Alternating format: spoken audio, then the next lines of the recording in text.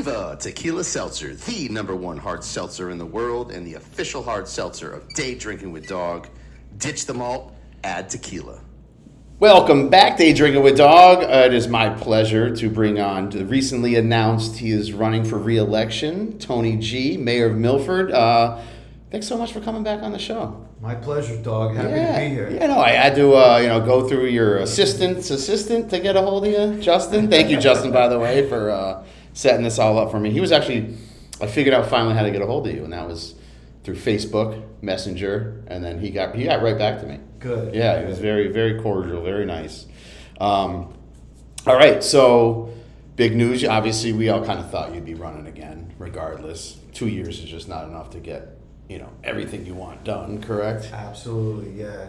And I would also like to thank you for all the support for music in downtown Milford. Oh, that was a huge win. I was at the first one. I wasn't at the second one. I was at the first one. I saw you there.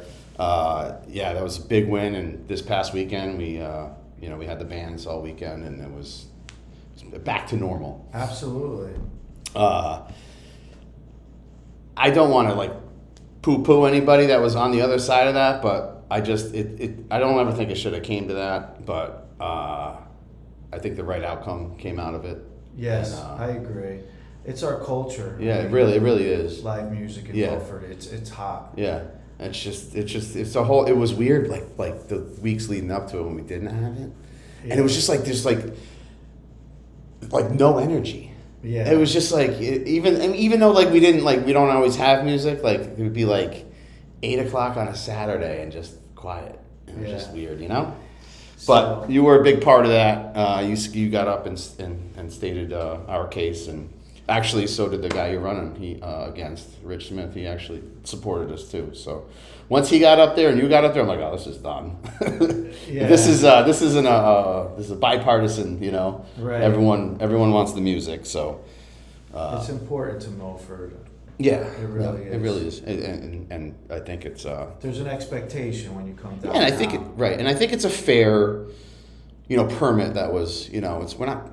First of all, we never played till frickin' 3 in the morning, 2 in the morning, 1 in the morning. We were always done by 9 at the latest. Right. So now it's 8.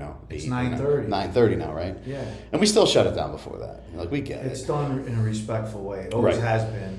Right. All right. So you're running for second term. How would you say your first term went?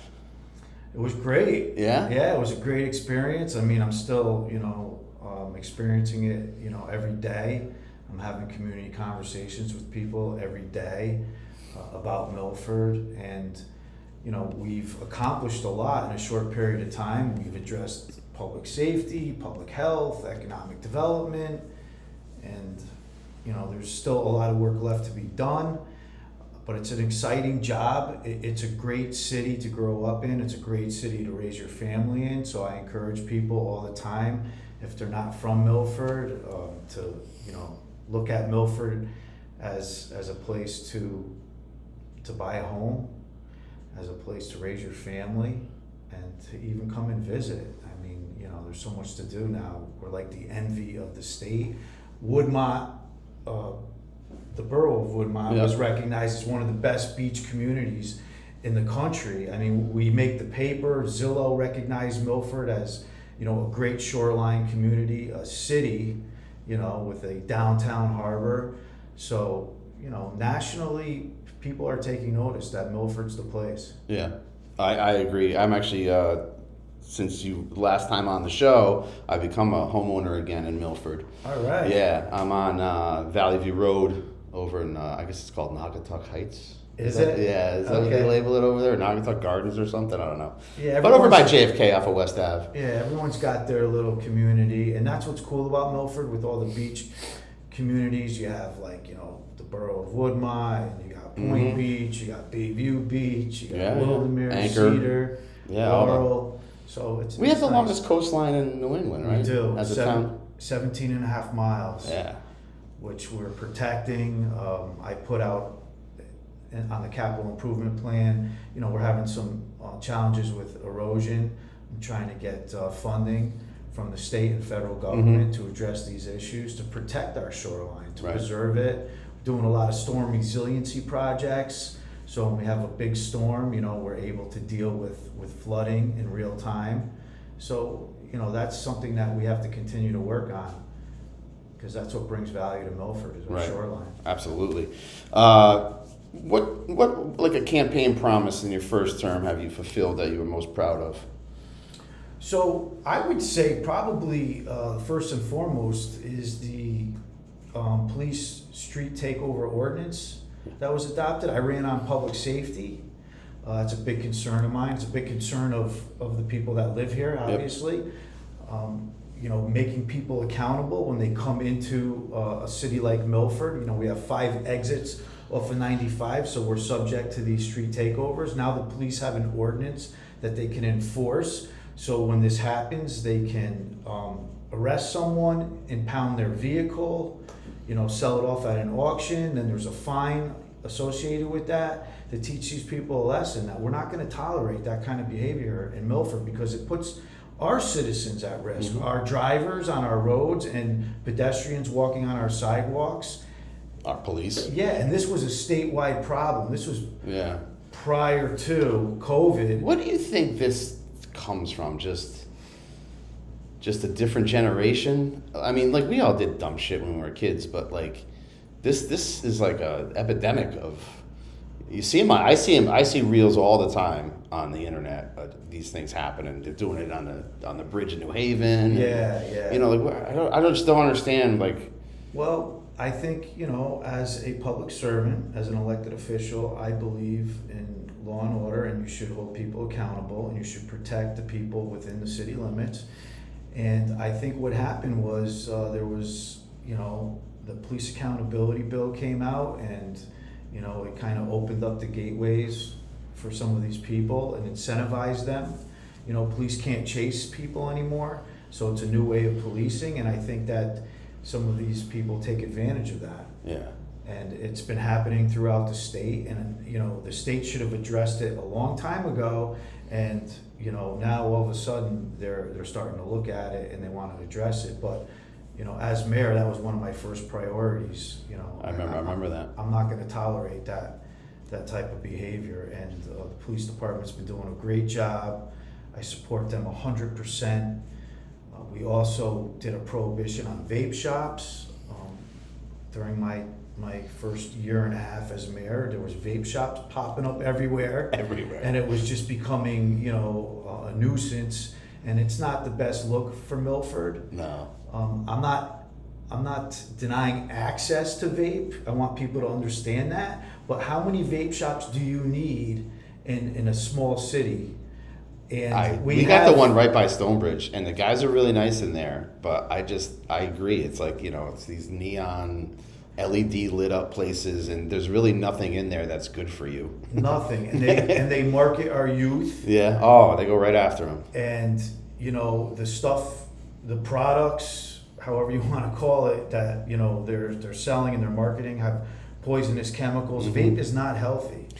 No, I talked about this the other day. I'm like, I remember when the first vapes came out. Yeah. It was just air. It was just oxygen or whatever, and it looked like smoke, and it was kind of a tool to help you quit smoking. Right. And then like I never did it, so I never really got into it, and then all of a sudden it just became, oh wait, they're putting nicotine in it, and now they're putting chemicals in it, and everyone's addicted to it, and all the big cigarette companies bought up all the vape companies, and it's like, oh here, and now it's even worse. It's popcorn lung, and I read a lot of stories. It's awful. It is. I took a big stance on that, and I had the support from the Board of Aldermen, and we were recognized. I actually was recognized statewide. Yeah. It was a government prevention award that we received, because of the stance that we took. And it's had a positive impact. And I can tell you this, even the vape shops that are open acknowledged it, and they were happy about it, because they were popping up all over the place. And their competition. Yeah. Slow that down a little bit. Exactly. Yeah. So what is the exact ordinance now? Is there a number you put on it, and it's almost like the old liquor license things where you really couldn't get a liquor license until another one dropped out? So it's simple, right? Yeah. So we're not accepting any applications for any more additional. Okay. However, if you own a vape shop and you want to sell your vape shop to another proprietor, it'll remain there because it's grandfathered in. Gotcha. If you own a vape shop and you happen to close your vape shop and then someone comes into that building, into that space with a different type of use and turns it into a shoe store, whatever kind of retail store, at that point, it's not allowed. That's gone. It's gone. Okay. You're not getting it back. So the only way to get into Milford is to buy an existing shop. At this point, Yeah. yes. Hey, listen, Jeremy, if it got to the point where They're all gone. they're all Yeah, gone, yeah, and we right, needed one, right. you know, then we would revisit it. But Yeah. at this moment in time, I think we did the right thing because of the point, the one that opened up next to Stonebridge downtown and protecting our historic charm and our green of downtown. I don't feel that's the best use of that property. We always talk about highest and best use. Right. That's not the best use. That should be a cafe. And then I heard there was going to be another one potentially opening on the other side of the green. And that's when I said enough's enough. And I worked with the city attorney and we did some, research about other surrounding towns that have adopted this type of ordinance, and it was accepted, and we're better off with it today. Yeah. No, I remember all that. That's I mean, it is crazy how that can just pop up. No, I mean, we've done a lot. There's property. We took an inventory of property when I became mayor. We put city-owned property back on the tax rolls right near the train station. There was 2 lots that were sold for single-family housing, not apartments, but for single-family housing. We had a RFP went out. One of the neighbors that lived on High Street came to the meeting, had an interest in the property. We're under contract. They're going to build a house next to their house, and then there's an existing 2-family house that they're going to renovate and repurpose. And it's great. That's great for the city. It's great for that area. And it fits into the single-family housing that's on that street, and it's right across from Laurelton Hall. Yeah. So I'm excited about that. That was another big win. And, we filled the Fair Rent Commission that was formed. That was a state mandate that every municipality over a certain amount of people had to have a Fair Rent Commission because we have so many renters here in Milford. And if the people feel like their rent is being... Do you think there's a fair rent in Milford? I think the market rate rent is expensive to live here, but I know what people are paying. It shocks me. Yeah, well, if they feel that they're being overcharged for whatever reason, they can actually go to the board. They can file an application, and that's great information to know. There's certain criteria, right? And you have to meet the criteria, and you can have a hearing. Oh, okay. So, so you have a hearing. What's the process after that? There's board members and they decide. Okay, say your rent's $3,000. They knock it down. Like what? I think how does it work? It's not that easy. Yeah, but right. I'll tell you that the people that are on the board. There's landlords. There's renters. Yeah. There's people that are advised by the city attorney. The city attorney oversees that commission. And it's a process. Right. And they address. But at the end of the day, there could be a reduce in rent. Well, what they're going to do is a market evaluation. Just because your rent goes up, you have to see what the market bears. Yeah. So if it's an excessive amount, then and they can, demonstrate that they're being overcharged, so to speak. Then yeah. You know what I always wanted? Like some kind of statute that you could only go up a certain percentage every year. Well, that's rent control. That's a little different. Right. Yeah. Because I mean, I've rented in Milford, over the years. Yeah. And you go from like 1,500 to 1,800. And just why? Like, how do the costs go up that much? The insurance goes up. Yeah, I know. I get increases, but some of them, it's like anything in even in the restaurant world, like the cost of food goes up. So what's fair is going up $8 on a lobster roll fare or the $2, and how does the consumer know? Well, the consumer doesn't know. Yeah, they're going to measure that. Yeah. And that's the reason why we have this board, because if people feel that they're being treated unfairly, they have a place to go. and I have faith in the process. And I'm not a businessman at all. I always say, wouldn't you rather, like if somebody moves out, Right. you're losing at least 1 month rent. Correct. That 1 month rent could cover your increase for the year if you kept them there at small increments, going up $50, $100, something. I don't know. It's just because I see a lot of, like people getting not kicked out of apartments per se, but like getting kicked out of a business. Like a business just can't afford the rent anymore. Yeah. And then it just sits there Right. empty. So this is residential only? Yeah, no, I understand Yeah, that. I'm kind of going off track here a little bit, but Okay. more to my point of, if you just kept it fair and reasonable. Again, I don't know what these guys Some are. landlords Yeah. feel exactly the way you feel, and those are the landlords that, want to help businesses, and they want to, make sure that there's longevity and that the businesses can become successful without, having to overcharge them for rent.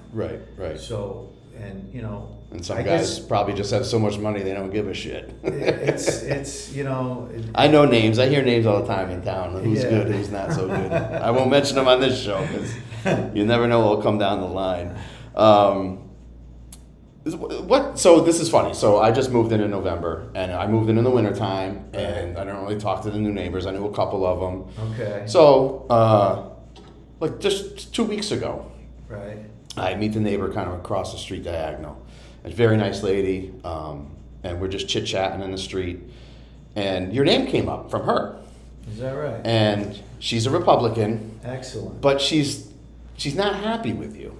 No, Not particularly. not entirely. And this is why I don't envy you in your job. Yeah. Because this is why she's upset. Okay. So off of Linwood, I'm off of Linwood Street, so it goes West Ave, Linwood, and then Valley View. Right. So West Ave and Linwood, and then there's a little park back here. Okay. It's like a basketball court, some swings, and there's a sign that says infant, I think like 2 to 6 years old swings or something, but they're Okay. not. They're adult swings.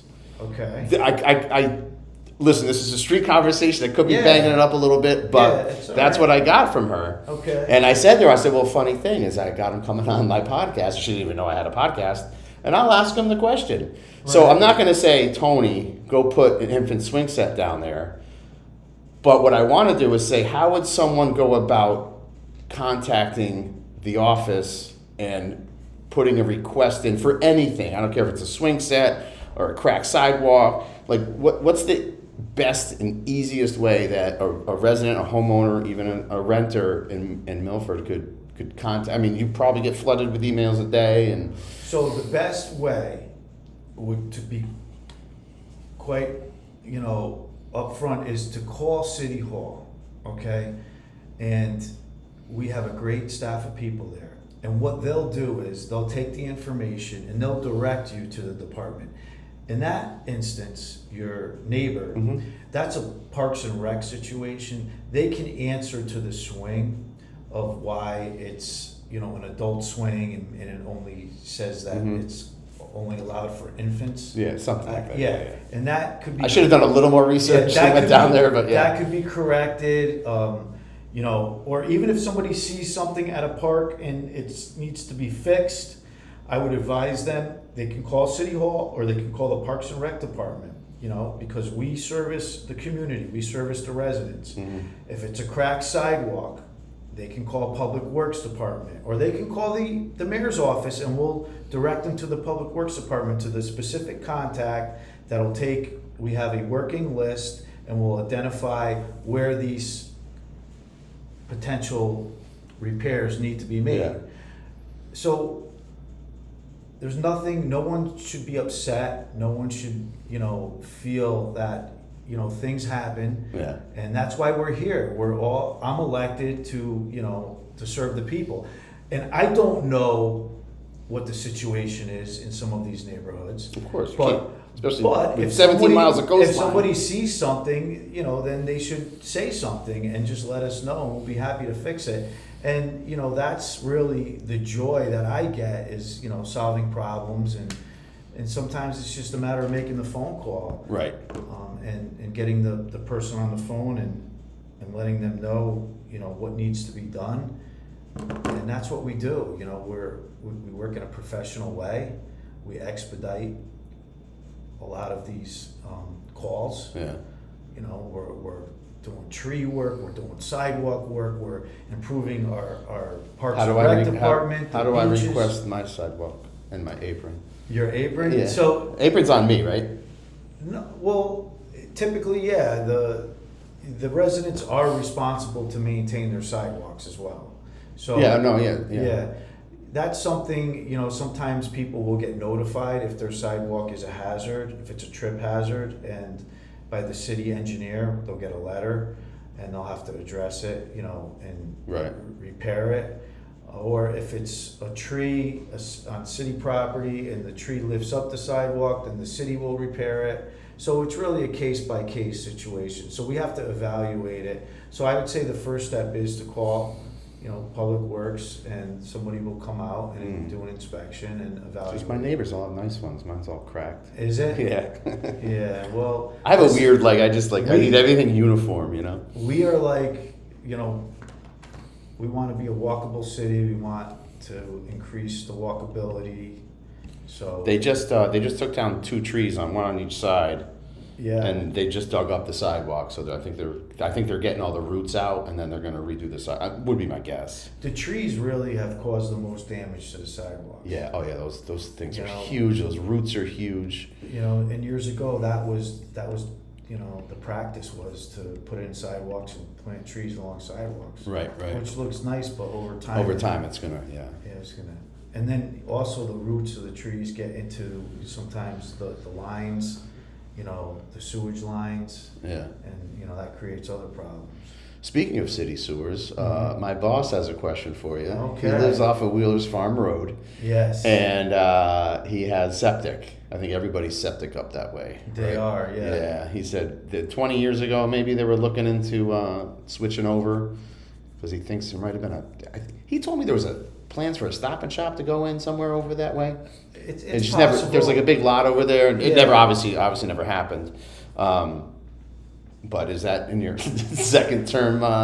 Well, there's more development up that way Yeah. right now, and there was a big project that was supposed to happen, and the developer was responsible for bringing in the sewers up to that point so we could connect to them. But that project never happened. But my understanding is that property is under contract to be sold, and they want to do some development there. So there's an opportunity for the developer to possibly, continue the sewer line, and then from that point we can look at it and see what it would cost. Gotcha. I do have a question. I did inform you of the guest or the Facebook friend questions that I got. Yes. And so to Melanie McGuire, her question, unfortunately, you can't really answer. Well, I could. I just don't. I can't. Speak to what happened there with the developer. I think Right. the whole deal was a bad deal. The developer that sold these lots with the understanding that there was going to be an HOA formed by the residents. For some reason, that message wasn't conveyed over to the residents, and the residents found out after the fact when they applied for their COs for their properties, and that that project was approved based on that agreement. So the legalities of it is it has to be met, and as long as the neighbors all buy into it, then we can move forward and issue COs. I don't know which neighbors are holding out. Right. It's a small street. Yeah. But I would encourage those neighbors to reach out to each other. Yeah, to each other, to the city. I've talked to neighbors on that street, and the message has been loud and clear that I think we even have a lawyer that's willing to form the homeowners association that worked with the developer to get the approval. And we just need the neighbors to buy in, and it's very simple. As long as they all agree to it, then we can get it done. What I did was I offered to pick up the garbage, the city garbage, and that, was something that I felt that needed to be done right away. We're plowing the street, we're doing our part, our responsibility as a city. So I hope that the neighbors can get together and get this whole thing behind them, because it is a great development. The houses are really nice houses. Yeah. And it's in a great area, so I would encourage All right, that. well, thanks for the answer. Yeah. There you have it, Melanie. All right. I won't say where it is. And Melanie, but, please feel free to call yes. me. I know you're frustrated, but we got to work together on this and get it done. So you mentioned garbage and trash. Yes. I have a question for you. This is my own. Okay. Because now I'm a homeowner and I want to throw a lot of shit away. Okay. Now I've talked to certain people and I've gotten different feedbacks. I know was there a change where every car has to go through, not just trucks, and get weighed? Or We're talking about the transfer station. The transfer station, right. yeah. Well, Sorry. you're aware. No, it's fine. Yeah. But the residents know, and I'm sure you know, we offer bulk pickup twice a year. Yeah, just had it actually. If you accumulate things that you want to get rid of prior to that, then you have the option of going down to the city transfer station. If it's in your car, if you can put it in your car, there is no fee. Okay, so it's still like that. Yeah. People were telling me it was But if every it's car. in a truck, Right, you have to weigh. you have to weigh and pay, because what's happening is we're getting a lot of these small businesses that are, taking advantage, and They don't want to buy a dumpster and they're just they don't want to loading get a truck? dumpster. We don't know where the trash is coming from, so to speak. Right, you can't really, Yeah, so, that's how we're handling it right now. And, that's an additional expense on top of, the bulk pickup that we provide the residents. So the dump fees have went up. We're trying to mitigate the costs. We're not trying to, hurt anyone in the process. But unfortunately, if you go in there with a truck, you're going to be charged accordingly. So like based on weight. A big SUV is good? Yeah. It just can't be a pickup truck. Right. Or Yeah. Okay. As long as it's So I'm good. closed I and can load in all my crap in back of my SUV. You are. Yeah. And it's cheap. And I got to tell you, the rate that we do charge, even if you I had a wouldn't truck. discourage anyone if they have it and they want to get rid of it, even if they have a truck and they have to pay. It's cheaper than any private company. And we have one on Old Gate Lane. It's a private business entity, and we're much cheaper than they are. So as far as cost-wise, you're not going to beat the price. Right. All right. I haven't been there in a while. Yeah. I heard some things changed. I didn't know. Yeah, there was... The you guys fees close changed. at noon on Sundays, though? Where, at the transfer Yeah. station? Well, yeah, there's probably different hours in the summertime, I would think. Yeah. So I would advise someone to go on the website, Okay. before they load up and, find out that it's closed, and then they got to drive Right, around right. with a carload of... Crap. Yeah. All right, this one is always near and dear to my heart. How will you continue to address the mental health, addiction, and homelessness in the town? I talk about mental health a lot on this show. Yeah. It's important. It is, and I think you're doing a great job. It's not something easily navigated. It's hard to, I think, really put your finger on something that you really can't see. Like there's not like a, you know what I mean? Yeah. But homelessness you can see, and Good. I know a few of them in town, Yeah. personally. Sure. And it's sad, but at the same time, how do we? I feel like there's people that are just the way they are, and they don't want anything to do with homeless people. They just walk the other way, or Yeah. they drive. There are a lot of them outside of ShopRite, by the bus station, or wheeling around. I mean, it is what it is. Mm-hmm. Have you ever thought about trying to do something about the homelessness in Milford, or is it just kind of? Well, first, let me say this. These are people that didn't become homeless, by choice. Right. and that had some struggles and hardships in their life. So, they should be treated with dignity and respect. And we have an outreach program through the Bethel shelter. And that we're in the process of building a new shelter, which is going to, help, I think, facilitate a lot of these people, because, our Bethel shelter is probably, depending on the time of year when it's cold, it's maxed out, so we'll be able to provide, more services bigger, more to beds. more people. Yeah, and it's working with the nonprofits is what I do, and I enjoy doing that. To understand, you have to become educated first. You can't just come out with an opinion, because there's a lot of things that come into play. These people are approached, and we want to help them, but they have to accept the help. The help, right? And if they don't, our hands are tied. Right. But the help is there, and we check in on them. I know there's certain police officers that know them, like you know them, and like I know them, and they're part of our community. And as I don't think they mean any harm in what they're doing, but it's something. Unfortunately, it seems to be a growing population.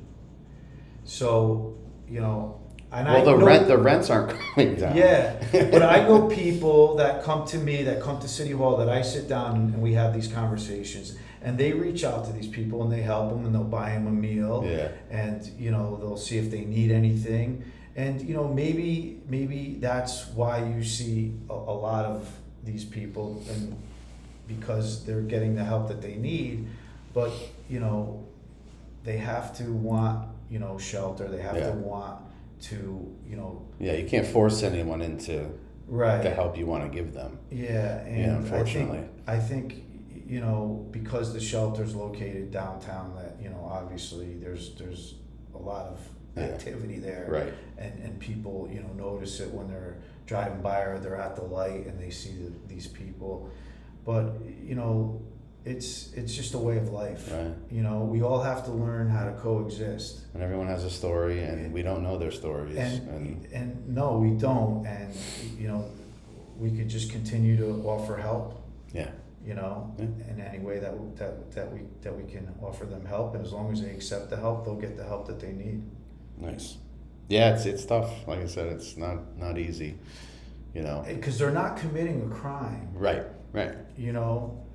The worst crime they might commit is loitering. And depending on where they are, they could be on state property, because people will bring it to my attention. Oh, how come they're on the post road? That's a state road. Yeah. You can't enforce anything. Right. Where the library is, that's a park. At a certain hour when the park closes, yes. Right. If they decide, to, stay at the pavilion, or on a park bench, they have the right to do that. They're entitled to do that. Right. As long as they're not causing If we're entitled to do it, they're entitled to do it. Any harm or disturbance, then that's their right. Excellent. So my next question is partly from me and partly from someone on Facebook. Basically, how do you balance growth and development? We were always called the small city with a big heart. Right. And then Michael messaged me about basically like the Bridgeport Flyer is now gone, and that's going to be a massive, I don't know how big, but it's going to be a condo or apartment complex. Because I'm sure you hear it all the time. I read it all the time online. Right. People are frustrated when Metro Star gets another bid. There's the one downtown across from, or right across from the post office, which looks beautiful, by the way. Yeah. That building looks gorgeous. A lot better than when it was going up. Right. We got landscaping now. Yeah, I know, right?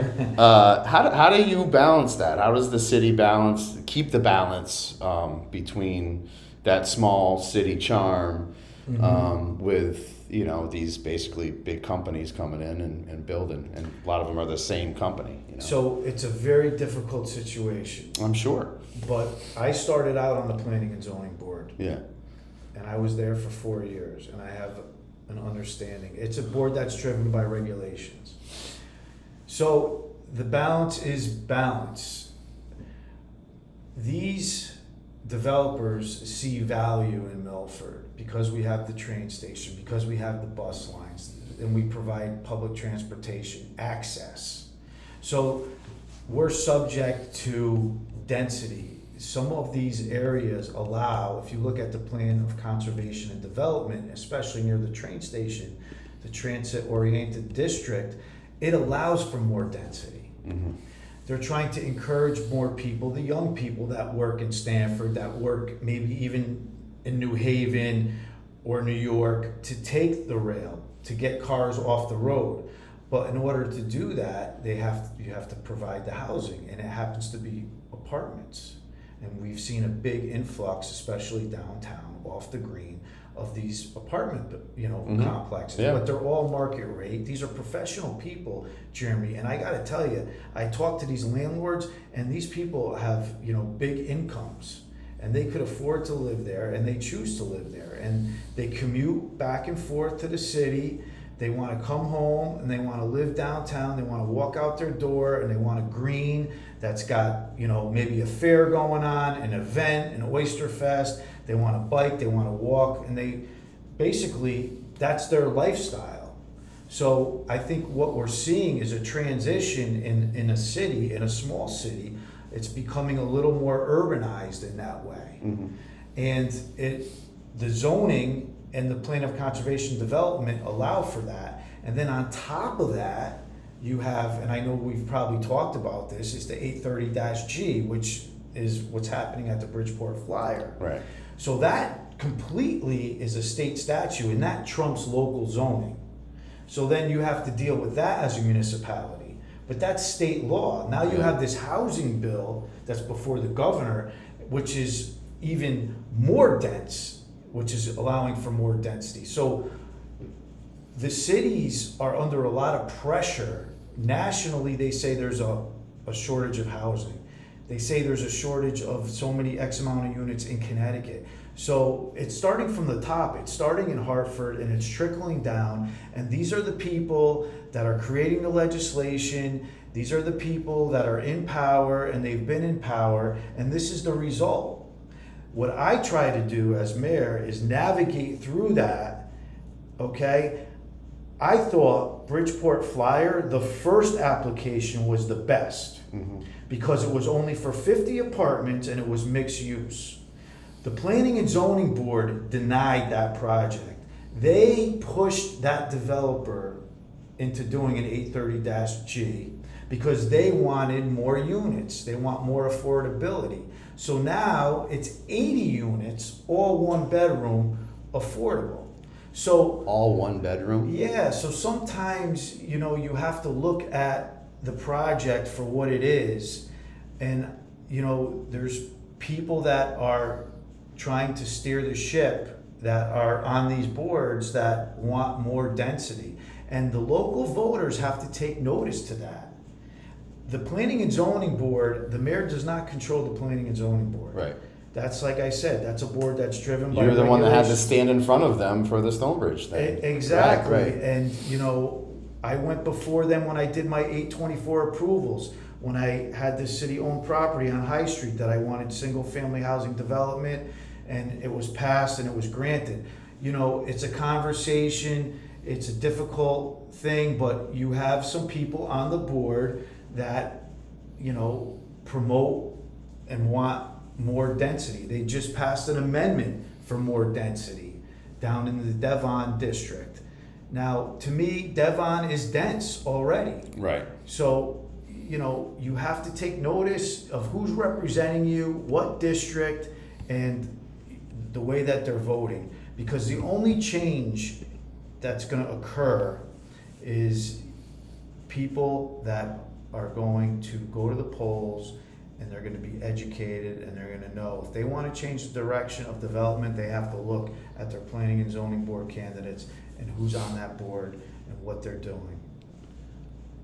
So, that's it's happening on North Street now. Yeah. There's a big application there. Now that's in a single family neighborhood, and that went before the police commission, and then now it's going to go before zoning. There's a whole process that doesn't come before the board of aldermen. It Right. doesn't come before the mayor. I cannot control development. These developers have the right to develop their properties, and they go through the process. And the zoning board, has a lot of power in what they're doing. So it's something that we have to be more aware of, because it's becoming more and more evident that the landscape is changing. The mall. The mall. I think we've talked about the mall both times you were on the show before. Yeah, the mall. What's going on with the mall? Is there any updates on the mall? I mean, I walked in the mall about 6 months ago, and I said, I forget where I was going to Dick's, get some stuff at Dick's. And I said, I'm going to walk the mall, because I haven't done it since I was probably in my 30s. Right. It was just sad. Yeah. Nothing like I remember. Yeah, no. Everything's either a shoe store or put a battery in a watch. Yeah. Or restaurants, which is fine, but I just go ahead. I just don't know. I got to tell you, is there an update? The mall is going to bring more opportunity once they decide exactly what the design is going to look like. I talked to Centennial. I was on a Zoom call with them. They're the company that bought the mall from Westfield. They're a national mall company. Their headquarters is in Texas. They redevelop malls all over the country, and based on the conversation, it's going to be a hybrid mall. Half's going to be outside, half's going to be inside. We're talking about walking trails, kiosks, fountains, very, landscaped very nicely on the outside. Smaller dwellings, but separated. A lot of these higher end retailers want to have their own space. They don't want to be under the same roof or connected. Mm-hmm. So it's going to have more of a village feel. Is that how the mall was originally? I'm not a lifer, so didn't they have like an outdoor? Yeah, when it first started. It really was, but and then it changed. But that's how things work, right? So almost like I wouldn't say outlets, because the outlets are connected, but you have to walk into each store from the outside, right? Yeah. There won't be like one big roof over everybody. Right. Right. So it's going to be great. I mean, and they were approved for housing there, 250 units. I don't even know if they're going to do that, because when I talked to them, they weren't even sure, but that still may happen. But hopefully we get other things there that are going to draw people there, maybe an entertainment venue, maybe an educational space, maybe a medical building, to get more people there for different reasons, not just to shop, but have some higher end restaurants, some higher end retail. Yeah. But you kind of got to mix it up a little bit, and that's what it is. It's going to be a hybrid. So I'm looking forward to it. That project was before the Planning and Zoning Board years ago, and it was denied twice. So once again, the mall's dying. We need to work with them to resurrect the mall, because that's the biggest taxpayer in the city of Milford. And we took an $80 million loss in real estate value because the mall went down in value. When I took office, just before that, it was valued at 180 million. Now it's only 100 million. So our grand list overall lost $80 million worth of real estate taxable revenue. So how do you make that up? And then that pressure gets put onto single family homeowners. Right. So that's the balance. That's where the balance is. You have to bring in economic development. I just was driving through the parking lot where Subway used to be today, which is the new distribution center that's moving into Milford. Oh, yeah. Wusthof. Yep. It's bringing 150 jobs to Milford.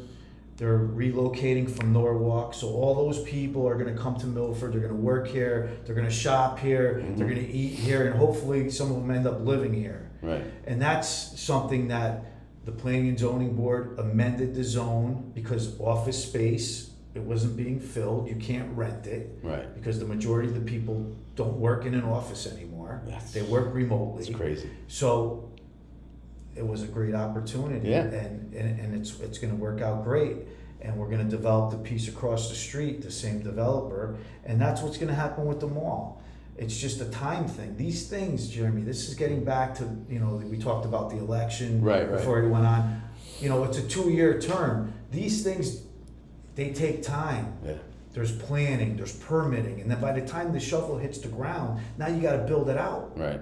I wish I was doing ribbon cuttings at the new mall. Yeah. But it just doesn't happen fast enough. But, you have to, just stay the course. I get a lot of questions from being at Stonebridge. What's going in that building that they're building over by the post office? Now, I saw signs they were looking for a grocer. Yes. I've heard restaurant. I know everything's on the first floor. It's residents upstairs, parking below, right? Right. Is there anybody in there concrete yet that you know of? My understanding is what you just said. I don't know who's going to be occupying it, what businesses they are, but yeah, there's a grocer. I think a grocer's a fantastic idea. Of course, Yeah. I agree, because you got people living down there. Yep. And they get off the train. Some don't have cars because they just train into the city. They don't. They don't Yeah, have yeah, cars. yeah. So they want to get a prepared meal. Yeah. And they want to go back to their apartment. You can't go to the restaurant every night of the week. No, and they need milk, they need eggs, and it's going to be a great fit. And there's going to be more people that are going to take advantage of that as well. Yeah. And I think it's all about watching the people, how they live, and building around that. So I think it's a great fit. I walk by it all the time, and I'm like, Starbucks. Yeah. There should be a Starbucks in the corner of this place. Now, I'm not even a Starbucks fan. I'm a Dunkin' guy. But it just, that building exudes. There should be a Starbucks there. Yeah, the architecture. But, I could see. Yeah, that's what I mean. Yeah, I know you guys. Is there still that statue, no chains downtown, or was that ever a thing? What? I remember when Dunkin' moved out years ago. Yeah. Chain restaurant. Any kind of chain in downtown. They want to keep it all mom and pop shops, kind of. Yeah, I think that's important to protect. But is there anything in writing though? Not that I'm aware of. Yeah. Not that I'm aware. That was just chatter I always heard. Not that I'm aware of, but that parking garage is going to be the catalyst to the growth of those small businesses down there. People are going to have a place to park, and that is so important because those businesses, parking is a challenge. Oh yeah, we know that. And it's going to open up a lot of opportunity for a lot of those businesses. They're going to be able to advertise for parking. It's free parking, and I'm looking forward to it. We should be opening that building, and my understanding is probably within another month. Yeah. Awesome. So hopefully these people get in there and they get situated, they get settled, and let's go. I get my beard groomed at Isaac across the street. Oh yeah. Once a month, just to tighten it up, and we've just been washing it since day one. There goes your sunlight, and he's like, I don't care. It's beautiful. It's better than what was there. Well, people don't necessarily, change is tough. Being in my position, I'm, subject to an open field of opinions. Of course. But change is, people have a hard time with it. And I remember Milford the way it was when I grew up, but nothing stays the same. We just have to, make sure. You have to evolve with the times, and like you said, everyone's working from home. Oh, we need more places, more housing. We got a new health department that we're building. I saw that, yeah. Downtown. Yeah. And we really need it badly. I don't know. Are you familiar with the health department? So I opened Bar 333, and I dealt with the health department. It was quite the experience. Yeah, I know. It was very small. Oh, it was tiny. Yeah, it was like 3 people working there. Yeah, and we talked about public health, and we have to be prepared. Yeah. As a city, and we have to provide services for all of our citizens, seniors, our young people. All the people that live here, and they provide, a lot of things that they do that people are unaware of. They're constantly, testing the water and, the water that we swim in, the water that we drink. We do mosquito spraying, because there's a lot of viruses. We have a lot of marshlands we're subject to here in the shoreline community. Yeah. And it's very important work. And we have a lot of restaurants. We have a lot of food truck festivals. Yeah. There's a lot of responsibility that goes into running a city. Oh yeah. And there's laws. I mean, there's state laws, federal laws that need to be, followed. Yeah. And we have sanitarians, and we don't want any outbreaks. We want people to know that when they come to Milford and they dine in Milford and they go out in Milford and they want to swim in Milford and they want to drink the water, that everything is taken care of the right way. Yeah. So,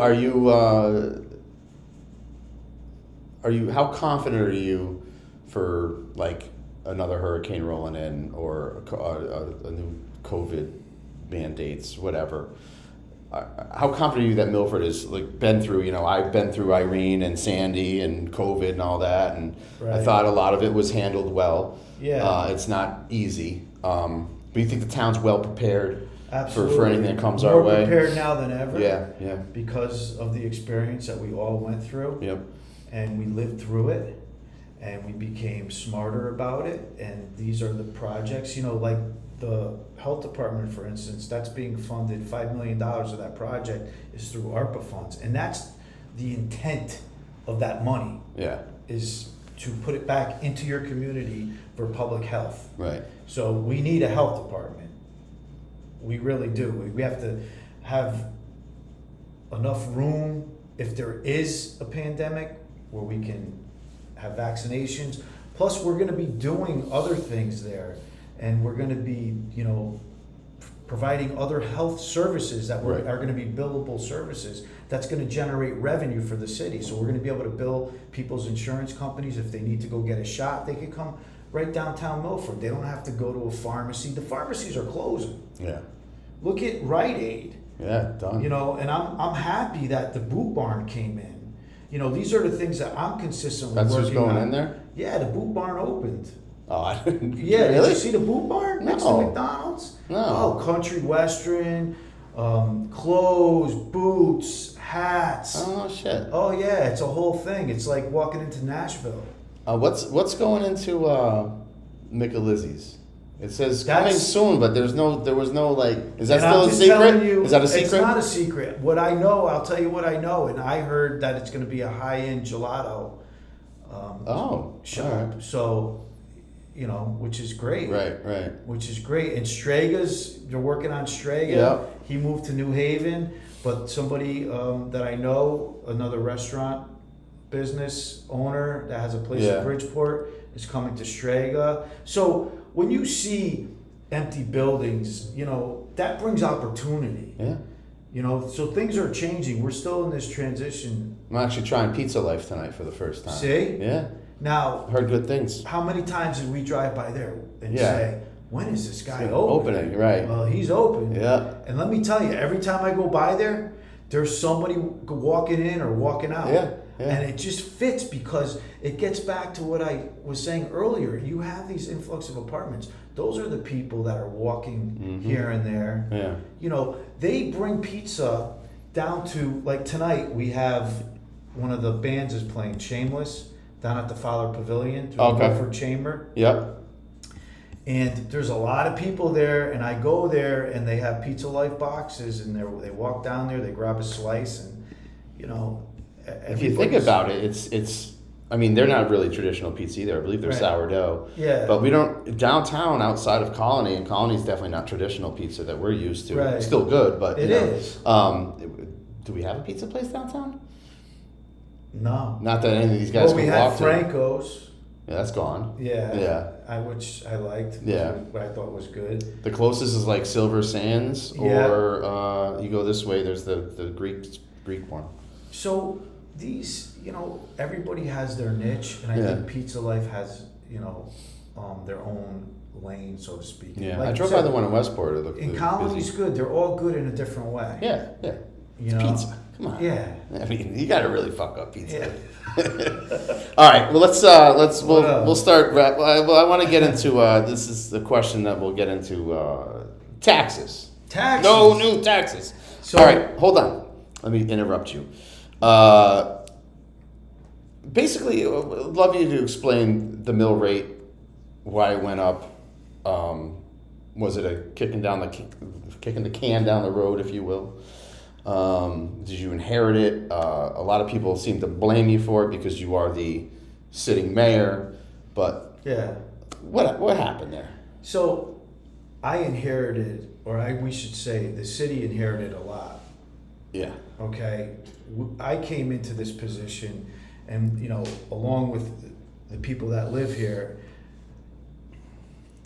with a city that consistently wasn't fully funding the pension, that wasn't appropriately funding departments, and the can was being kicked down the road. And I decided that I had to fix things because that was what I was elected to do. Mm-hmm. And I did the work, and what I did was I started appropriately funding the departments because these departments were underfunded, and there was a lot of infrastructure projects that weren't being addressed, that were being put off to the side, like the firehouse. We fixed the roof. Right. That was way overdue. Yeah. We're redoing all the offices upstairs. That's the headquarters downtown. Right. Which is a historic building. It's Yeah. a very historic firehouse. Yeah. So, it takes a little longer to do these things in that type of building. Fix the heat in the other firehouse, put a lot of resources back into the fire department. And they appreciated it. And, we have a great fire department. We have a Class A fire department. We have EMS services that respond within 5 minutes if you make a call. Bought a fire truck. We have another fire truck that's we bonded for, that's going to be built. We invested in new ambulances.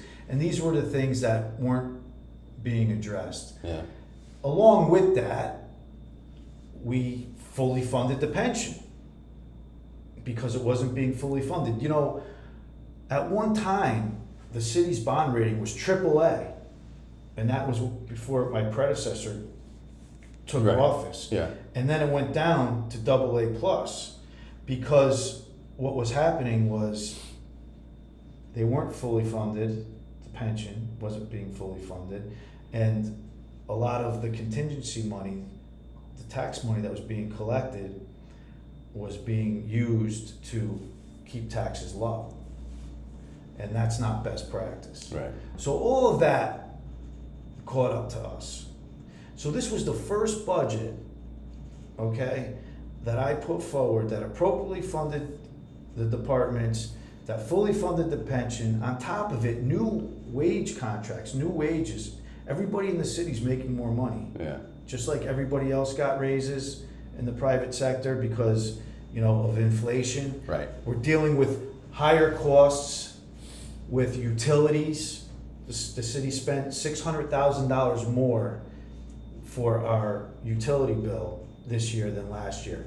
To fully fund the pension this year versus last time, $1 million more.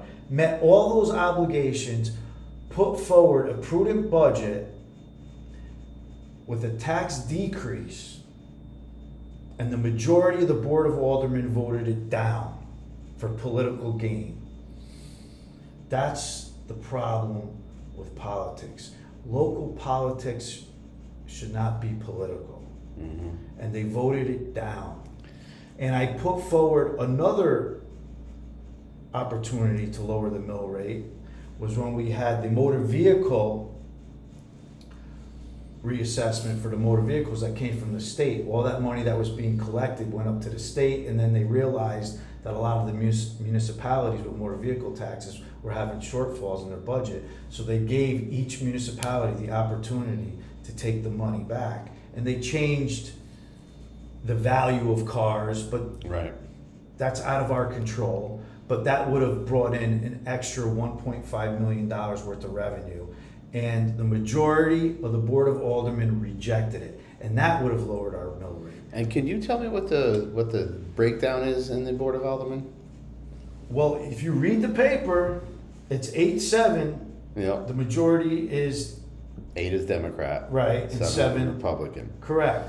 So that's what you're dealing with. So people need to know this next election is important. We're doing the work. I'm doing the work every day. Should I run for an alderman spot? You should. I really should, shouldn't You I? really should, because they turned their back on the people in Milford. Not only did they turn their back, right. they lied. They sent everyone a fucking text message in town. Oh yeah. That vote for Rich Smith because you raised taxes. But it was quickly debunked by fact checkers. Yeah. Well,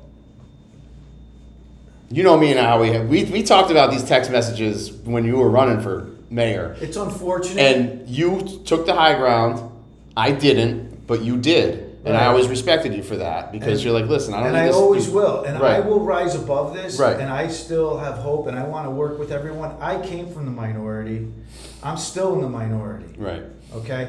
I've worked with these people. I always worked with the majority when I was in the minority. If it was good for Milford, that's what matters. Yeah. That's what people want to see elected officials work together.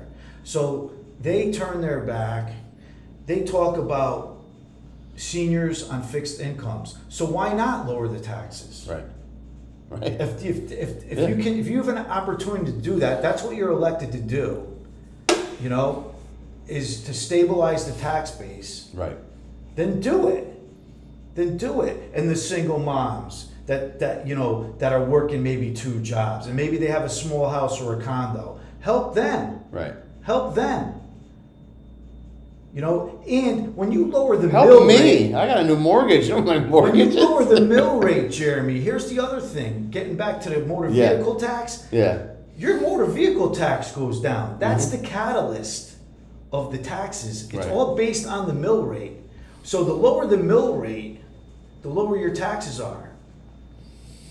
That's what took place here. And they set a very, very bad precedent. Very bad. How do we get past this? And How do we get past this without gaining the majority back? Or are we dead in the water if we don't get it back? no, well, you know, you take notice, watch the meeting, watch all the twists and turns. You know, they're holding these signs and they're talking about lower taxes, and they had an opportunity to do that, but they didn't want to do it because they felt they wanted to blame me. Right. They adopted the budget. It's their budget. Right, right, They own it. right. I put it forward. I Yeah. put policies forward. Yeah. And You know what's crazy is not to pat Stonebridge's back here, but when we did that planning and zoning meeting, they probably shattered records on how many people watched that from home. really, Oh my God, my phone was blowing up because I was sitting like second row left behind Richie, and they're like, "Oh, you're wearing, I forget, like blue shirt. Oh yeah, it's me." Everyone was texting me, and then I'm like, "Wait a second. No, I could be totally wrong." what? I'm like, "Why didn't we go first?" And then we had to sit there through all the fucking dumb shit that I could care less about. But I'm like, wait, these guys got eyes on them today. They want people to watch for a little longer than they probably normally do. Now the alderman meetings are the same. I've never watched one, right? But they're televised. They are, but we don't have that kind of crowd. Well, see, you get me on the board.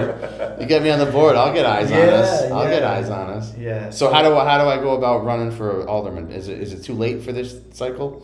No, I mean, anybody can run. Anybody can get involved. Yeah. You know, they have to reach out. They have to become affiliated with, you know, their political party and their beliefs, and you know, join the town committee of their political party, and start there. That's how I started. Listen, Yeah. you know, this is the thing. What people know about me is I was a public servant for 20 years, a volunteer, and it just evolved, and I really, really enjoy doing it. I enjoy people, and I love the city, and the city's very important to me. Yeah. Because, you know, I grew up here, I raised my family here, and, you know, I'm from Milford. Right. You know, and I want to see things done the right way.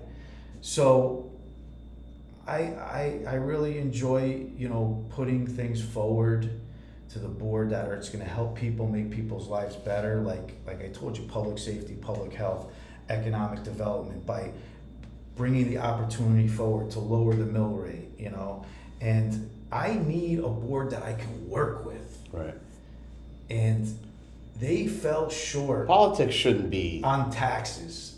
They really did, because I think what happened was they came out, my opponent came out so soon that he was going to lower them, which he can't, and we did, and they just sabotaged the whole thing. And then blamed you. Well, people know. Yeah. They know. They know. They come up to me, and you know, I have Jeremy, I'm building a nonpartisan coalition in this election. I have a lot of not just Republicans, Democrats, unaffiliates, independents that are rallying behind, you know, doing the right thing. And they don't like when people do that, because that shows that these people are just interested in themselves, and not the people they represent. Now, your opponent, I read the other day, he's on the police commission board. Yeah, and he skipped the last meeting. He skipped the last meeting. Yeah. He calls in. Does he even live in Milford full time? You know, you'd have to ask him. I know. Well, I know. And I actually thought about setting you guys up for a debate, but I wouldn't be the best moderator. I got to tell you, he likes to tell everyone he has a very nice place down in Florida that he likes to frequent. So I'll leave it at that. Yeah. You know, but good for him. Yeah, hey, no, God bless you, but I'd rather boots on the ground kind of guy like yourself. Well, listen, you know, and they mock me because I'm out in the community. Yeah, right? right. You know, when you're the mayor and you're at an event and somebody wants to, you know, invite you to their event, and they're happy that you're there and you're supporting their cause and they want to take a picture. Well, that's what's being the mayor is all about. You know. Yeah. That's a part of it too. Yeah. You know, and when you have not for nothing, you have a little celebrity status in town. Well, you know what? It's when you come into Stonebridge and you come up and say hi to me, people say to me, "Oh, you know the mayor?" I'm like, "Dude, he's been on the show. Come on." Well, I knew him before he was the mayor. Yeah, that's what I tell him. I knew. There you go. But you know, I'm proud of Milford. Oh, this fucking city's awesome, man. You know, and when these people, like my opponent, they try to shed a negative light about Milford, are you kidding me? Right. You know, not here. Right. That doesn't work here. No. We're doing great, and we're building a miniature golf course down at Eisenhower Park. Did I tell you that? No. You didn't know that? No. That's what I'm talking about. Did I go home? I get online. I fucking watch reels. I go to bed. Just past the splash pad, we're doing a miniature golf course, 18 holes under the lights. We're going out for RFP. The whole windmill and everything? We might have the tower at Stonebridge. We might have a theme of Milford historic landmarks. Wow. Yeah, the kids are going to love it. Oh, we should have led the show with that. I'm pumped. Listen, there's no miniature golf in the city. No. And was there ever? Yeah, there was probably at one time 2, maybe 3 places, but that's what I enjoy, is taking these ideas and now, is this going to be free, kind of part of the park, or is you're going to have to pay, Jeremy. I'm fine with that. I'd rather pay, because I'll keep the riffraff in. It's going to be away. They call it an enterprise fund. It's going to be like the public golf course across the street. Right. So that money that's raised, it goes back into the Milford general fund to support.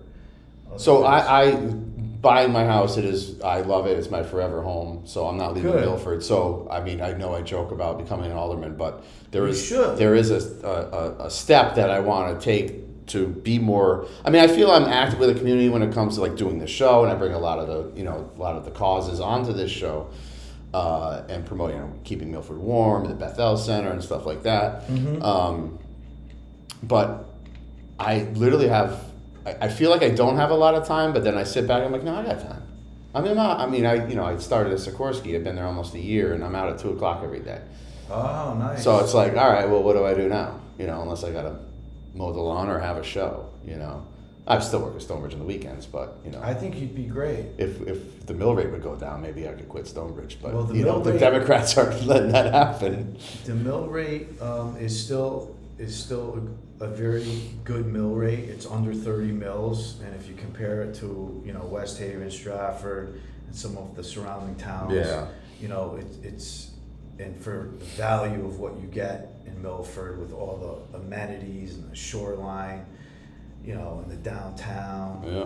you know, it's a great place to live. And I can probably count about 5 to 6 people that have gone into Stonebridge yeah, from Massachusetts, Virginia, wherever. Right. Nowhere in Connecticut. They're not familiar with the town. right, Sat at my bar and we start shooting the shit, and I get to the point where, you know, what are you doing in Milford? And they got a new job. right. And they were thinking about Milford, Stratford, or West Haven, or wherever, Orange. And I would sell them on Milford. That's what I do. And and I'm not lying. Yeah. They come back like 4 months later and like remember me, and I'm kind of honest about it. I'm like, no. And like, oh, we were talking. I was from Virginia and blah blah blah. Yeah, And I'm yeah. like, oh yeah. She goes, yeah, I bought a house over here. We love the town. I'm like, it's Milford is such an easy sell. Yes. Like, we have everything. We have the Route 1 with all those businesses you need. We have the shoreline, the downtown, you know, the public beaches, the private beaches. I mean, the Woodmont communities, the Bayview communities, you know, 4th of July is coming up. What a fucking day. We got the summer kickoff on Saturday, this Saturday. With Yeah. the fireworks, the rum runners are Yeah, the playing fireworks down are this at Saturday. Lisman Yeah, that's Landing. right, yep. Yeah, that happens this Saturday. Yep. And, you know, that's another family event. We have Pirates Just Day. had Pirate Day, the Yeah. duck race, you know. Everything. Even in the wintertime we do, you know, the Santa Claus on the fire engine, the tree lighting. Yeah. I used to joke about it. I'm like, fucking, there's something going on every weekend, whether it's for adults or kids. I do want to finish on Sure. one thought, and that's the Oyster Fest, because I feel I have a lot of thoughts on it. Go ahead. My biggest thing was, and I talked to some people that are on the board. Their biggest thing was, we don't have help. We don't have volunteers. That's our biggest thing. And I kind of fired back. Mm-hmm. I don't remember you asking. I don't remember you putting stuff out like, we need volunteers. They could have. I could be wrong, but I've never seen it with my own eyes. And I'm not saying I'm the one that's going to volunteer, because I can't. It's just with, you know, working at Stone, I got basically 3 jobs now, Yeah. and maybe a 4th with an alderman position. You're not going to get paid for that. I know. It's still a job, though. You know. I'll get my sidewalk done though. Yeah. I'll vote for that. 15 Valley Road sidewalk done. Check. But all honesty, like, I'm sad to see it. What happened? I hope it's just a 1-year thing. I think it was the Rotary that stepped up and put the fair on the green that Was day. it Devon, Milford? To- I'm sorry, the Downtown Milford Business Association, okay, Yeah, that's it's the taking over that component. Okay. Yeah. It's still not going to be the same. I know we're trying to get the rum runners to play like they normally do. You know, we're trying to keep it as normal as possible. Right. I know one of the big expenditures was obviously entertainment for the event, and that's where I think their budget was off. Yeah. I have said since probably 15 years ago, because it was always the number one expense, why don't we have all the local bands down there instead of trying to get a big ticket item in and Yes. spending that money? Because one, it's drawing people from way out of town, which is great. Let's showcase our town. Yeah. But at the same time, do we really need 75,000 people to see, you know, Steppenwolf or something? I don't know. Like, I would rather Yeah. keep it more local, and I think we'd be fine with 45,000 people. You know, like, those are my thoughts on it. I agree with you. I think we're still going to draw the same amount of people. I think regardless, yeah. Because when you bring in these local bands, they're going to bring their following as well. And I've been, you know, I grew up here. I've seen so many great bands. Like tonight is Shameless. Yeah. I just saw Stairway to Halen. You know, Yeah. there's Scream and Shout. There's I saw Fun Bags at the Fun Anthony Bags. D's a few weeks back. I mean, there's a lot of talent. Yeah. And the Rum Runners and these guys all together, and with a Friday night and a Saturday night, I think it's going to be fabulous. And that's what I'm looking forward to. I think it's going to be good. I think it's going to be different. You're not going to have that big headliner. But, there was a lot of pressure too. It was hard to get some of these bands to book these bands because a lot of these big headliners, they're under contract. That's kind of my point. Like, why even waste our time with these guys? And they were being put off, I think, because of the contract. So, they weren't. I think that the Oyster Festival committee did a great job, and I commend them for all. I do as well, and I want to make that point clear. Like, I don't envy their job. I mean, they literally start the next year the day after. They do. And it's quite the job. But I just wish it wasn't announced the way it was. There was no. I wish there was something leading up to it, like, hey, if we don't get more volunteers in the next couple of years, we're gonna have to switch things up. Yeah. I don't think it was just all about volunteers. I think it was hard to get these bands to commit to playing here in Milford because there's. But think how much money they would have saved if they didn't get them.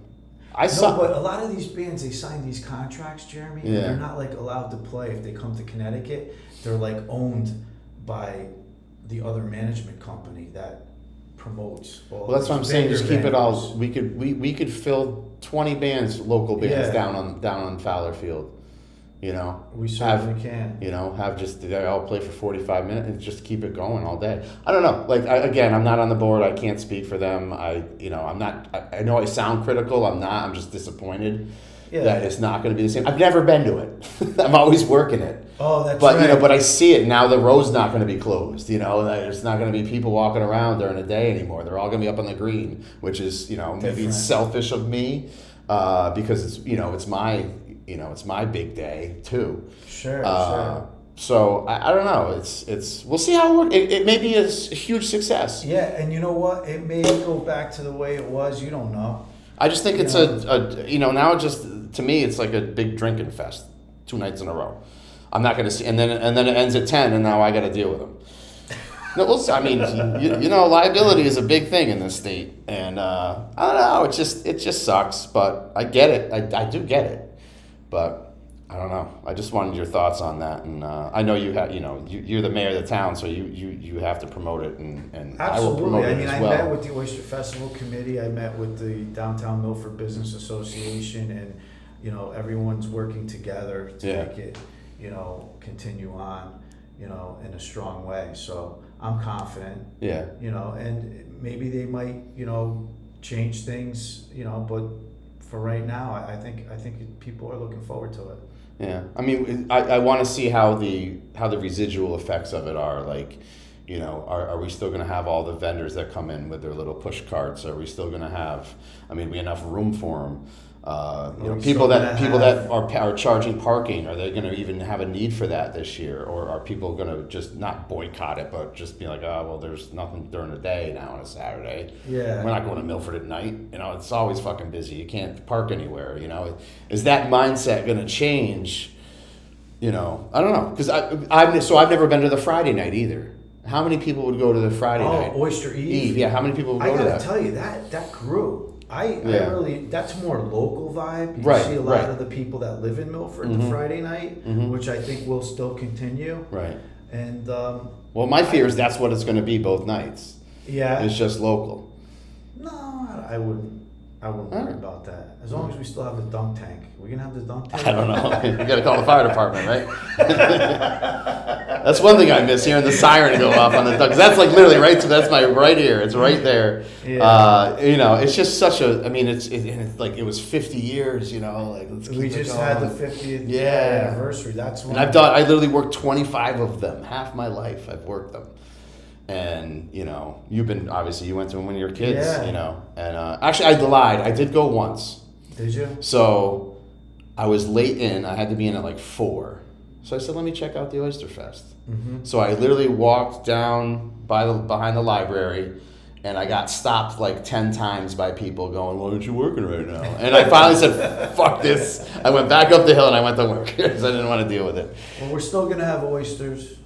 Yeah, I know. We're one of the few bars in Milford that actually serves raw bar like that. So, all right, so I'm going to have you privy to I do a douche of the week segment. I don't think I was doing it when you were on last time. What's that all about? So basically, there's somebody during the week that is a douche, and I call them out for it. It could be a person, a group of people. LeBron James has been a lot. LeBron, I hate LeBron, if you didn't know. But this one I was actually watching the WNBA last night. Right. And my douche of the week is, in fact, the WNBA and the people that run this league, because Caitlin Clark, again, she is the Tiger Woods of the PGA. And the PGA did it right. They embraced Tiger, even though his race wasn't the majority of the people that played golf at the time. They embraced him, and he literally made everyone instant millionaires because the purses went up, the travels, all that expenses, the caddies' monies went. Everyone was making hand over fist, and still are to this day. Okay. The WNBA pays their players about $70,000 to $80,000 a year. That is right. So they're a subsidy of the NBA. The NBA subsidizes the WNBA. I see. So they have this Tiger Woods of their own, Caitlin Clark, coming into the league, who is literally got my eyes. I joke about the WNBA. I used to. But since she's joined it, and she's got some rivalries out there, which is always healthy. Yeah. And she literally is just getting brutalized on the court. So last night, she got poked in the eye, and after that, she turned around, and then she got shoved to the ground because they all are jealous of her. Really? And I always joke, well, that's the difference between men's and women's sports. The girls get all catty, and the guys just, they'll throw a punch here and there, but, at the end of the day, so they whine about the inequity, what do you call it, equity between the two leagues, the equality of what they're making. I don't think a lot of people understand that the league needs to generate money. Sure. They lose $50 million every year that the NBA pays the bill on. Oh, they've never made money. In 1 year, they've been around over 20 years. They've never had a profit. Mm-hmm. And now they have this golden goose, this girl coming in. Mm-hmm. And she gets people to watch them on TV. These girls, the other girls in the league are getting shoe deals. They're now getting chartered planes instead of flying coach. Okay. And it's all because of Caitlin Clark. Right. No matter what you want to say, because Caitlin Clark just came off the injury list. She was out for 2 weeks. Mm-hmm. The ratings for WNBA plummeted by 75%. When she was on the bench? When she was not playing. Wow. Now she's back. And all eyes are on it again. And this is what they did to her last night. And the WNBA refs didn't eject the other girl. It was actually a white girl that hit her and shoved her to the ground. And I just don't understand who runs this league. You have to, in 5 years from now, when these girls are hopefully making $500,000 a year, right? Instead of $75,000, you could turn back, and this is the pivotal moment. This is where the league needs to just literally sit down with all their players and be like, "Listen, we have to market this girl, the Michael Jordan of this league, or the LeBron James." Are the women union I don't think so. The NBA is? I mean, the NBA is, yes. Yeah. But no, they don't have a union, I don't believe. So I've heard that she does draw, when she's playing. Mm-hmm. It doesn't matter where her team is. When she plays Mohegan Sun, it's sold out. Not only sold out, it's like $300, on the black market, yeah. Yeah, so that speaks volumes too. Yeah. But I've noticed games and I've seen her get clobbered. Yeah. Clobbered. I don't know why, but I'm like, listen, if you girls want to complain about money, well, here's your ticket, and you're going to abuse the shit out of it. It's just, I don't know. So my douche of the week is the WNBA. Get your act together. Stop this shit. Suspend players that you always like LeBron. Even though I'm not a LeBron fan, mm-hmm. the NBA knew exactly what to do with LeBron. Put him front and center, make him the golden, make him the next GOAT, make him the next Jordan. Their marketing team got it right. And the WNBA can't do that with her. Is his son still playing? Yeah, he's still Does there. he get time? Not really. Yeah. No. They just, that was a whole nother reason why I hate LeBron, but yeah. There's many reasons. There's a whole checklist. I can go right down it, but I'll save that for a sports show. You're a big basketball fan? I'm a big sports fan in general. Okay. The NBA is I'm not even going to watch tonight. It's Game 6 in the NBA Finals. So what I'm hearing from you, the biggest disappointment is Caitlin is getting clobbered. Yeah. they're not marketing her right. Like, but the league isn't like, embracing her. Like, so intentionally, people are following her and like elbowing her. Oh and yeah, shoving her to the ground. One trying to hurt her. girl pulled her hair down to the ground. Oh yeah, they're trying to. That's lousy. Yeah, and the NBA. So last night they actually gave Caitlin Clark a technical foul because she got poked in the eye and she like literally like the foul was called and she went through her eye and then I'll show you after. Yeah. And then she just kind of like shoved the girl away from her, like get away from me. And then this other girl came in and just fucking like hip checked her to the ground. And like literally like just on Twitter alone, it's just like here we go again because it's happened like it's got to be 10 times now. Oh, the girls. Speaking of girls sports, the foreign softball team. I went up to they won the state champs. Yeah, Class M state champs. Yeah, incredible game. Yeah, the pitcher Abby she struck out 32 batters. I mean that's got to be a state record. Oh, it's got to be. I mean the game was like intense. Wait, she struck out 32 batters in one game? Yes, pitched the whole game. So how many innings ago? Was it Went tied? 13. Holy, and she pitched the whole thing. The whole thing. 13 times 3 is 39, so she struck out 32 of 39 players. Congratulations, Abby. So, is this a product of all the Little League World Series girls that we've had over the years? Now they're coming into high school. They're all coming in at the same time. Yeah. And you know what? Another exciting thing is there was only one senior, which means that these girls they're all coming back next year. They're all coming back. Awesome. And they were undefeated. Yeah. And then they won the championship. That's awesome. Yeah, they'll be at City Hall the next Board of Aldermen meeting. Oh, We're nice. going to present the proclamation to them. Yeah, that's awesome. Yeah, very exciting. That's cool shit when you're mayor. and Doing stuff like that. The boys wrestling at Foreign, they won the Class M state championship too. Nice. I think it's their third one. My kid goes to Platt. Oh, really? So, yeah, they didn't win. Platt's a nice school, though. Oh, it's beautiful in there. It really is. Yeah, he loves it. He's a freshman. He just finished, so he'll be a sophomore in the fall. What trade? He's in collision. Nice. Yeah, so he actually started. Actually, I'm going to give him a plug right now. All right. He started a little startup for himself. Yeah. I made him a deal. Whatever money he can raise through this startup, right, I'll match, and we'll buy him a car when he gets his license in a year. So through Collision, they started detailing cars. So what he did with his birthday money in March was bought all this stuff to detail cars on Amazon. I thought he was going to buy video games, Right. So, like any other teenage lazy kid, he just kind of kicked the can down the road, if you will. Yeah. And finally he said, you know what, I want to do this. So we've lined up like 10 already. It's only $50. He can, on the weekends, I can bring him to your house. Or during the week, you'd have to come to our house, and he'll do it in our driveway. So if anyone wants their car detailed, hit me up on Facebook. Or if you have my phone number, so shoot me a text. I love it. What's your son's name? Braden. Braden. Yeah. So he's excited, and I don't want him to make too much money. You'll be buying him a brand new Audi or something. Oh, that's right. Yeah, I gotta match it. I gotta match it. Yeah. I told him, whatever you save though, not what you've actually made, what you saved. So you know how hard it is. Great. All right, one last thing. Obviously, Wednesday night is a sponsored event for your re-election. Yeah, we're having a talk about that a little bit, and then I'll let you go.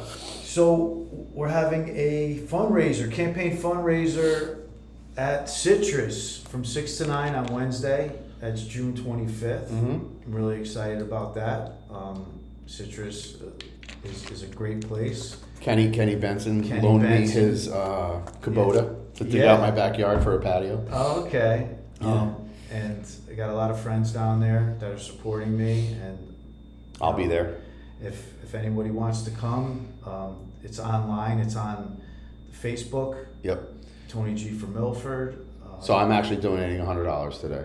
You are? Yes, because Mac texted me the other night. He goes, "You better come and donate." I said, "I'll do you one better." He's coming on my show Thursday. I'll donate live on the show. Thank you so much. Of course, really appreciate that. Yeah, absolutely. Yeah, Mr. Mac is hosting along with Ray. Yeah, Ray Cruciani. He's been on the show before a couple times. Oh yeah, Ray with the sauce. Yep. Yeah. Yep. Marine veteran. Mm-hmm. Veterans are welcome. We love the veterans. So he comes on when the bull riding events are in Bridgeport. Is that right? Yeah, because he's the guy that is like the head of, I think he's like the head of the promotions department, is from Fairfield.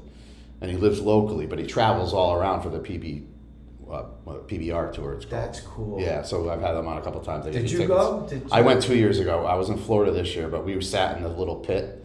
Really? It was phenomenal. Yeah. Nothing. It's like you can't even explain the experience because you don't think of ever going to it. And then I was like hooked. I'm like, I'm going. But then I got to tell you, Jeremy, you're doing a great job, and I appreciate you inviting me on this podcast. Absolutely. Because you have a following of people, you get the word out, and people come up to me, they're like, "Oh, I heard you on the podcast." Yeah, awesome. Day drinking with dog. Yes. And how I haven't had you drinking yet, though. What the hell? That's okay. I know. Okay. I brought it out just for looks. Yeah, it looks good. Yeah. But how long have you been doing this? Fuck, this is 24 years. Good. Yeah, so I just signed another lease for a year to stay here, but this will probably be my last year here because I'm building I'm transforming my garage at the house into a bar/studio. Wow. He saves the expense and all that, but so I'm gonna move it home probably this time next year. So I got Bring it on home. Bring it home. But it's great. But I kind of I'm gonna miss this spot. It's a little man cave-ish kind of. This is where you started, right? Yeah. Well, I started on the kitchen table, and then it was COVID, so Nicole was not too happy. People were coming to the house to spread disease and germs and shit. I'm a conspiracy theorist, so I never got the jab and didn't give a fuck. But that being said, I found this place. I went online and met the realtor, and actually, the person that owns this is Susan. She's the sister of the founder of Subway. She used to be the CEO of Subway. Yeah. Yes. Okay. She lives in Florida now, but she owns this building, or her property management group owns this building. Yeah. Yeah. So she informed me of my slight increase in rent, and would you like to sign another year lease? So I'm like, I'll do one more year, sure.